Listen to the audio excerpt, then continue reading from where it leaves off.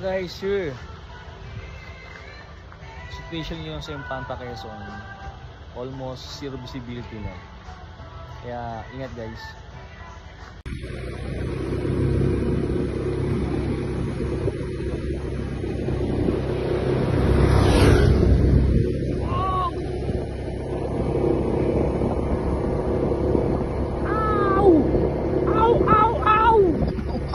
At saka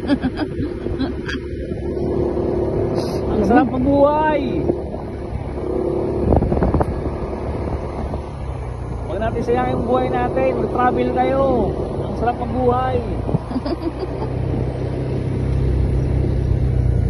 Diba? Bibiling ka ba?